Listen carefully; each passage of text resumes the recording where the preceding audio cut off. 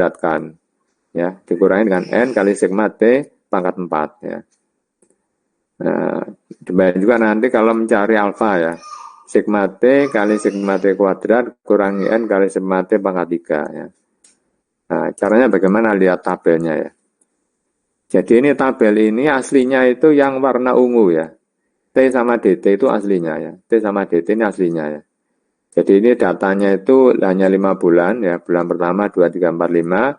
Datanya itu yang ini. 16, 24, 34, 46, dan 60 ya. Kemudian kalau menggunakan kuadratik berarti apa? Anda tambah 5 kolom ya. Jadi ini kolom 1, ini kolom 2 ya. Tambahkan 3 kolom lagi. Ini kolom ketiga, kolom keempat. Kolom ketiga itu T kuadrat, kolom keempat itu T pangkat 3, kolom kelima itu T pangkat 4 ya. Kolom keenam itu adalah T kali DT. Kolom ketujuh itu adalah T kuadrat kali DT ya. Supaya mudah nanti caranya pakai Excel ya. Masukkan aja ke Excel kemudian ditarik ke bawah sudah ketemu ya. Kemudian kalau sudah nanti sigmanya bagian ini apa? Baris yang paling akhir itu adalah sigma. Kalau sudah kita pakai untuk mencari alfa, beta, gamma ya sampai dengan theta ya. Cara mencarinya tinggal menyesuaikan ini. Kalau mencari alfa, berarti ini. T dikalikan dengan sigma T kuadrat. T itu yang mana? T berarti yang ini. 15 ini ya. Kemudian T kuadrat berarti 15 ya. Nah ini ya. 15 kali 55. Kemudian dikurangi dengan N kali T kuadrat ya. N-nya itu 5, T kuadratnya 225. Nah, ketemunya adalah min 300 ya. Nah, demikian juga nanti mencari beta, kemudian gamma sampai nanti theta ya. Kalau sudah dapat, cari dulu B-nya ya. B ketemunya itu adalah 5 ya. Kemudian cari C, ketemunya itu adalah 1, kemudian cari A, ketemunya itu adalah 10 ya. Nah, kalau sudah disusun dalam bentuk model kuadratik. Modelnya bagaimana? Modelnya yang ini tadi. Nah ini ya.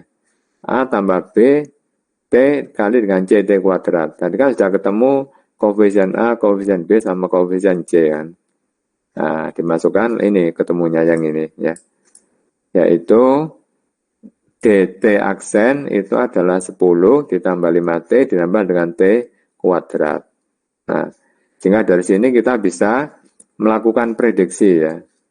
Misalkan mau prediksi bulan ke-6 itu berapa ya, berarti nanti T-nya diganti dengan 6 ya. Kemudian kalau mau prediksi bulan ke-7 ya, berarti nanti T-nya diganti dengan 7 ya. Nah, kemudian kalau ada pertanyaan, Pak, apakah itu yang terbaik? Belum tentu ya. Nanti kita lihat errornya itu berapa kalau dibandingkan dengan metode yang lain ya. Ini baru bagaimana cara menghitungnya ya. Kemudian yang keempat ini adalah metode eksponensial ya. Jadi kalau kita menggunakan metode eksponensial ini sebenarnya hampir mirip dengan metode linear trend ya. Cuma ini datanya itu adalah diesponkan ya. Jadi bentuk umumnya itu adalah ini, bentuk model eksponensialnya itu. A kali E pangkat BT ya. Jadi A kali E pangkat BT itu adalah konstanta ya. Nah, nanti caranya Anda transformasi dulu ya. Nah, jadi ini kalau dilenkan ya, DT aksen kalau dilenkan itu nanti jadinya kan len A ditambah dengan len EBT. Dan ini kalau Anda lihat len EBT itu berarti pangkatnya kan turun kan. Len E berarti kan 1 kan. Nah, berarti ini len A dikali ditambah dengan BT. Nah, ini Anda lihat, ini adalah bentuk seperti linear trend, di mana A-nya itu adalah dilenkan ya. Nah, misalkan ini ada data ya. Datanya itu yang di kolom warna ungu ya. T sama DT. T-nya 1 sampai 5, DT-nya itu terlihat ya di depan kelihatannya. Caranya bagaimana? Ini kolom 1, kolom 2, Anda tambahkan 3 kolom ya. Kolom ketiga namanya len DT, kolom keempat namanya T kali len DT, kolom kelima namanya itu adalah D kuadrat. Ya. Jadi kalau len DT itu artinya apa? Kolom 2 dilenkan. Berarti 2,9 dilenkan menjadi 0,92. Ya, 18,47 dilenkan menjadi 2,92. Kemudian dijumlah ke bawah ya. Ada 9,6, 33,8, kemudian 55 ya. Sehingga kalau mau mencari A, caranya pakai rumusnya linear trend ya. Ya, di sini nggak kelihatan rumus mencari A sama B ya. Karena rumus yang dipakai itu adalah rumus linear trend ya. Nah, rumus yang ini nanti yang dipakai ya. A dan B-nya nanti pakai ini ya. Jadi eksponensial itu pada hakikatnya itu adalah linear trend di mana datanya itu adalah ditransformasi menjadi len ya. Tujuannya apa? Untuk memudahkan ini apa pencarian model ya.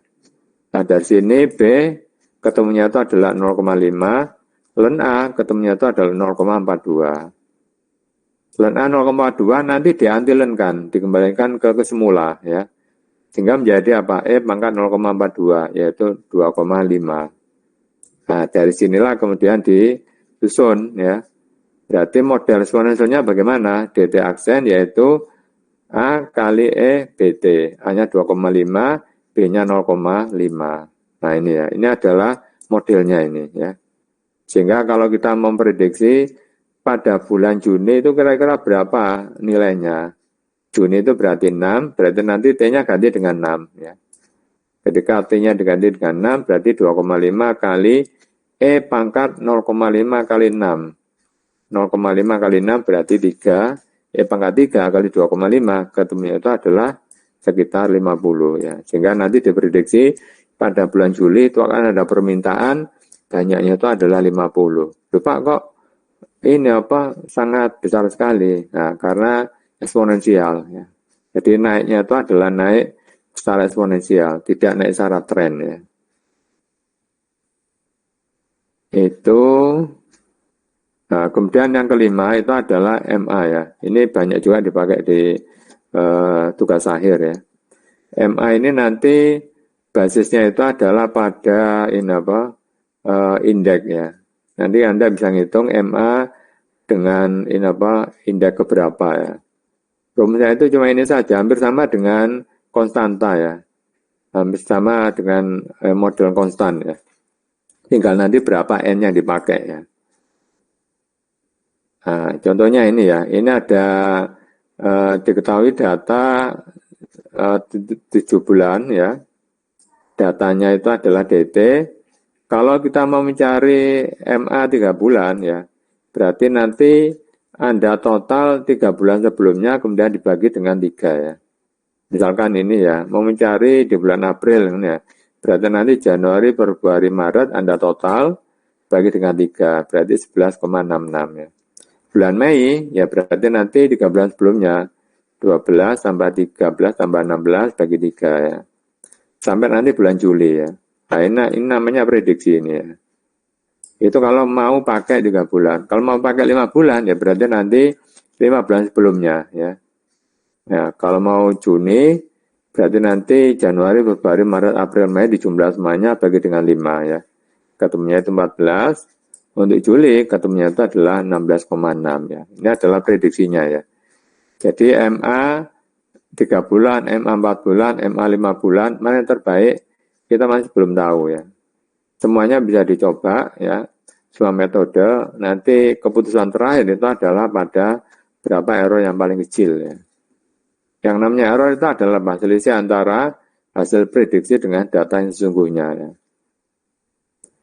Nah, kemudian ada lagi metode exponential smoothing ya. Jadi ini metode yang mendasarkan pada hasil peramalan di masa lalu ya. Jadi tujuannya itu untuk mengoreksi peramalan yang berikutnya ya. Nah, rumusnya itu adalah ini ya.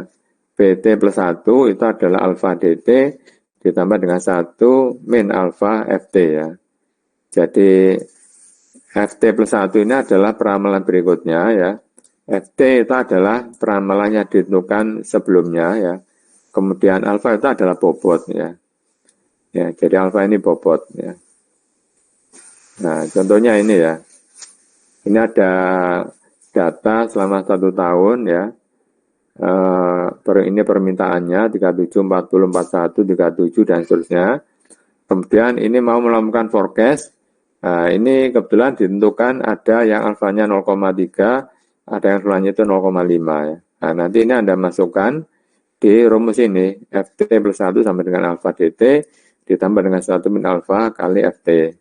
Jika nanti akan ketemu peramalan kalau menggunakan alfa 0,3, itu berarti yang ini ya. Menggunakan 0,5 itu nanti yang ini ya. Berapa alfa yang dipakai, yang terbaik, caranya pakai uji coba ya. Nah ini kalau mau menghitung pakai Excel ya. Nah kemudian yang terakhir ini yang seasonal ya. Ini penggabungan antara metode linear trend ya, tapi dikaitkan dengan ini apa? Sesi ya. Jadi catur ya. Jadi catur bulan biasanya. Bisa berbasis bulan, bisa berbasis minggu ya. Tapi umumnya itu adalah bulan ya. Nah ini kalau Anda lihat ini kan adalah metode linear trend kan ya. Cuma nanti periodenya itu basisnya itu adalah catur bulan ya. Makanya di sini ada formula peramalan berbasis sesi ya. Nah contohnya ini ya. Ini 1 tahun dibagi menjadi 4 kuartal ya. Kuartal 1 itu berarti Januari, Februari, Maret.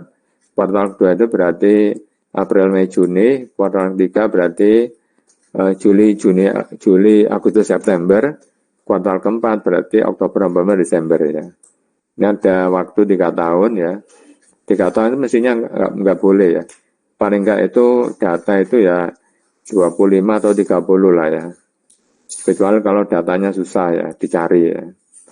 Kemudian ada datanya, caranya ini dijumlah ya. Dijumlah ya. Dijumlah, kemudian ini ketemu, kemudian hasil penjumlahan itu nanti dipakai mencari bobot ya. Jadi misalkan S1 ya, kuartal 1 berarti berapa bobotnya? Ya berarti 42 dibagi 148 ya. Ketemunya 0,28 ya. Bobot kalau di total itu harus 1 ya. Nah ini bobotnya ini ya. Kuartal 2 0,2, kuartal 3 0,15, kuartal keempat 0,37 ya. Nah setelah itu nanti kita cari B sama A menggunakan rumus seperti linear trend ya. Nah ini sudah dicari ketemu hanya 40,97, B-nya ketemu 4,3. Sehingga nanti rumus linear trendnya itu adalah ini 40,97 ditambah dengan 4,3T. Terus bagaimana cara kita mencari ramalannya untuk tahun yang keempat, tahun 95. Nah, ini dimasukkan di sini ya, ketemu 98,7. Dari 98,7 ini kan, ini tahunan ini. Karena data kita kuartal, berarti nanti ini kita berubah dalam bentuk kuartal. Dengan cara apa? Dikalikan dengan bobot. Ya, tadi kan sudah ketemu bobotnya S1 itu 0,28. Kalikan dengan ini. Kuartal kedua kalikan dengan 0,2. Kuartal ketiga kalikan dengan 0,15. Kuartal keempat kalikan dengan 0,37. Sehingga nanti ketemu ini. Nah inilah yang nanti dipakai dalam perencanaan berbasis kuartal. Ya. Berarti nanti Januari, Februari, Maret itu kira-kira ini kebutuhannya. Kemudian April, Mei, Juni ini kira-kira ini 11,36 ya. Kemudian Oktober, November, Desember berarti ini 21,53. Berarti menjelang akhir tahun banyak sekali barang yang dijual ya. Nah, ini kalau mau pakai Excel ya. Nah, ini ya. Ini cara untuk memilih ya, mana metode yang terbaik ya. Ya, jadi mana metode dari 7 itu mana metode yang terbaik. Jadi nanti caranya begini, kalau Anda punya data, Anda bingung, hitung saja dengan 7 metode itu. Kan ketemu kan? Kalau sudah kemudian cari errornya. Anda bisa menggunakan MAD ya, bisa menggunakan MSE, bisa menggunakan bisa menggunakan MAPIN ya. Tapi yang umum dipakai itu yang B ini ya, MSE ini ya, mean square error ini, yang paling anak-anak TA juga banyak pakai yang MSE ini. Kalau pakai mean absolute division ini itu adalah ini di harga mutlakan ya. Di harga mutlakan. Tapi kalau pakai MSE itu adalah dikuadratkan ya. Dan kalau pakai MAP ini dikuadratkan ya, tapi nanti dibagi dengan DT ya. Mana yang terbaik? Ini sama ya. Anda boleh pilih pakai A, pakai B, pakai C, sama saja. Yang terpenting itu adalah dari sini mana yang paling kecil ya. Berarti itu adalah yang metode yang terbaik atau metode yang terpilih ya. Nah, ini untuk yang verifikasi ya. Verifikasi ini dalam rangka untuk memastikan hasil peramalannya ya, apakah sudah sesuai atau belum ya. Nanti caranya itu adalah dengan menggunakan peta MR ya, peta moving ring ini ya. Jadi cara membuat MR-nya ini adalah ini harga mutlak ya, harga mutlak D aksen T kurangi DT, kemudian dikurangi dengan D aksen T min 1 kurangi dengan DT min 1 ya. DT itu ramalan pada bulan ke T, DT min 1 ramalan pada bulan ke T min 1 atau sebelumnya ya. Nah ini caranya itu adalah Anda hitung dulu MR-nya, MR rata-rata. MR rata-rata itu adalah MR di total semuanya dibagi dengan N min 1 ya. Kemudian hitung UCL dan LCL serta CL ya. UCL itu batas atas ya atau batas kontrol atas ya. Kemudian batas kontrol bawah itu LCL, garis tengah itu adalah CL ya. Cara mencari UCL itu adalah koefisiennya 2,66 kali MR rata-rata. Cara mencari LCL itu adalah min 2,66 MR, CL itu mesti 0 ya. Sehingga kalau digambar nanti begini ya. Jadi yang ini, yang tengah ini adalah CL ya, garis tengah ya. Kemudian ini CL ya, ini CL. Kemudian UCL yang atas ini ya, batas kontrol atas ya. Ini jaraknya itu adalah 2,66 kali MR rata-rata ya. Yang sini itu adalah min 2,66 kali rata-rata. Ini LCL, ya, batas kontrol bawah ya. Nah ini daerah itu dibagi menjadi 3 area ya. Ada area A, ada area B, ada area C ya. Nanti ini dipakai untuk mengetahui apakah data tersebut dalam kendali atau di luar kendali ya. Nah ini dinamakan di luar kendali. Itu kalau 3 titik berturutan, 2 titik itu ada berada di daerah A ya. Kemudian kalau 5 titik berturutan, 2 titik atau lebih berada di daerah B ya. Atau 8 titik berturutan, seluruhnya itu berada di atas atau di bawahnya center line ya. Center line itu yang garis pusat ya. Atau ada 1 titik yang berada di luar batas kontrol ya. Jadi namanya auto kontrol ya. Selain itu berarti dalam keadaan terkontrol atau dalam keadaan terkendali ya. Nah, kasus yang ini ada kasus ya. Ini data selama 1 tahun ya. Kemudian ini datanya ada di kolom ini 4 ya. Kemudian ini forecast-nya ya. Mengapa kok forecast-nya sama semua? Karena yang dipakai itu adalah metode peramalan konstan ya. Kemudian dihitung D aksen kurangi D ya. Kemudian dihitung MR-nya ya. Nah, kemudian dicari MR rata-rata ketemu 10,6, UCL-nya 28,2, LCL-nya min 28,2 ya. Nah, angka-angka ini yang kemudian dimasukkan di dalam cat tadi itu peta ya. Jadinya itu adalah begini ya. Ini adalah CL ya. Yang ini adalah UCL ya. Batas atas ya. Nah ini kemudian batas bawah LCL ya. Nah kemudian data nanti diplotkan di sini ya. Datanya diplotkan. Nah dari data inilah kemudian nanti bandingkan dengan ini. Apakah ada ini ya.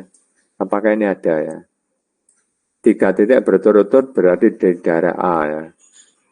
Nah, kalau misalkan ada berarti ini tidak terkontrol ya. Kalau tidak terkontrol berarti apa? Perlu ada revisi ya. Nah, ini bila kondisi atau kontrol terjadi, maka caranya perbaikan ramalan dengan masukkan data baru ya. Kemudian tunggu fakta-fakta selanjutnya ya. Nah, ini catatannya. Jadi kalau kita bicara tentang peramalan, pada hakikatnya itu adalah bagian tahap awal dari perencanaan sistem produksi ya. Tidak hanya sistem produksi, hampir semua perencanaan itu basis itu adalah peramalan ya. Kemudian model yang paling tepat dalam peramalan ya, itu adalah dengan cara cari yang minimum ya. Yang minimum apakah pakai MAD atau MSC atau nanti pakai MAPE ya. Kemudian untuk yang forecast ya, maka lakukan dulu verifikasi ya. Kalau semuanya sudah dalam keadaan terkontrol, maka itu yang akan dipakai. Oke, dari sekalian materinya sudah selesai. Ada pertanyaan sampai di sini? Permisi Pak, saya ingin bertanya Pak. Ya, silakan. Saya tadi kayaknya rada tertarik Pak dengan yang metode apa? Metode exponential smoothing itu Pak. Nah, di sisi lain juga yang saya baru tahu sih Pak, baru kemarin mungkin tak baca-baca di Google tentang adanya apa Kalman filter itu Pak. Nah kan kalau saya nggak salah tangkap, sepertinya kan Kalman filter juga memprediksi data yang ada dengan mempertimbangkan data masa lalu Pak. Nah kalau dari Bapak sendiri, kenapa Pak ya kita nggak mempelajari Kalman filter juga? Atau berbeda Pak topiknya Kalman filter itu? Jadi kalau Kalman filter itu kebanyakan nanti mainnya itu adalah di sinyal ya. Sementara matematika 4 ini nanti banyak aplikasinya itu ada di ini apa? Di produksi, kemudian di ini apa? Banyak aplikasi di industri ya. Kalman filter itu nanti fokusnya lagi itu kalau kita lihat itu ada di R&D ya. Jadi di pabrik ada departemen namanya R&D, Research and Development. Di riset itu nanti kan ada banyak ya. Ada riset khusus nanti yang bagian ini apa? Desain ya. Ada riset khusus nanti yang bagian ini apa? Rancangan ini apa? Bahan ya. Ada nanti riset khusus yang berkaitan dengan ini apa? Dengan elektronikanya. Jadi elektronika nanti ada lagi ya. Desain atau perencanaan yang berkaitan dengan sinyalnya, berkaitan dengan macam-macam. Nah, Kalman filter itu nanti masuknya itu adalah di situ ya.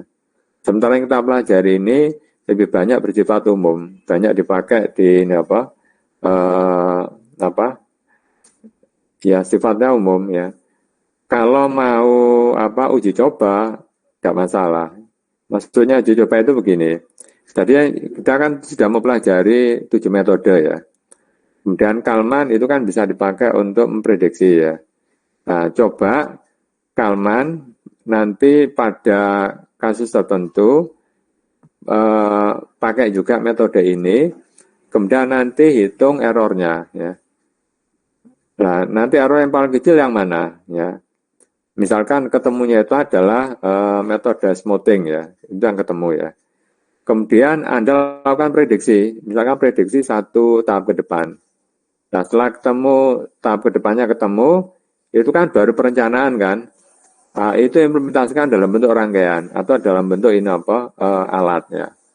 Kemudian alatnya nanti diuji coba. Kalau nanti dari uji coba alat itu tuning awalnya itu bagus, kemudian sistemnya stabil ya. Berarti hasil perencanaan itu sudah benar ya. Ya, tapi kalau nanti tuningnya tidak bagus, kemudian sistemnya nggak stabil ya, errornya itu menjadi tambah besar ya, atau steady state-nya itu sulit untuk dicapai, ya berarti nanti ada masalah di hasil perencanaannya. Hasil perencanaan dalam hal ini adalah hasil peramalan. Kalau itu yang terjadi, apa yang dilakukan? Ya dilakukan peramalan lagi berdasarkan data baru yang diperoleh dari alat tersebut ya. Karena dengan itu bisa jadi akan terjadi penyesuaian ya. Bisa nanti penyesuaian parameternya atau nanti yang disesuaikan itu adalah komponennya berkaitan dengan pemfilterannya. Gitu Mas, kalau menurut pendapat saya. Jadi paling baik bandingkan ya. Oh baik Pak. Berarti anu Pak ya, yang Kalman filter tadi itu pada umumnya digunakan hanya di anu Pak ya, di sinyal. Ya, kebanyakan di situ ya. Saya Oh, jarang menemui, hampir-hampir nggak pernah ya. Hampir-hampir nggak pernah ini pemegang Kalman untuk kasus-kasus dan sebagainya itu adalah publiknya. Kebanyakan fokus di dunia yang spesifik, dunia elektronika, dunia sinyal, dunia filter ya, dunia kontrol ya, di area situ ya. oh Nah, siapa? kalau mau yang lebih up to date, pakai peramalan menggunakan genetik algorithm ya. Algoritma genetika. Pernah dengar ya? Kan sudah dapat Baru dengar. belum Baru belum pernah dengar. belum pernah diajari. Yang fuzzy Iya. logic, kemudian genetik algorithm itu kan nanti masuk di AI, artificial intelligence ini. Apakah boleh diajak Pak yang tadi Bapak bilang Pak ya? Yang mana? Yang barusan itu tadi. Ada banyak. Itu nanti masuk di di AI ya. Dunia kita elektronika dengan AI itu kan sebenarnya kan berimpitan ya. Oh siapa? Ya. Baik, untuk hari ini, sore ini kita cukupkan sekian ya. Kita ketemu lagi besok pagi jam 8 ya. Assalamualaikum warahmatullahi wabarakatuh. Waalaikumsalam. Waalaikumsalam warahmatullahi wabarakatuh. Terima kasih ya Pak.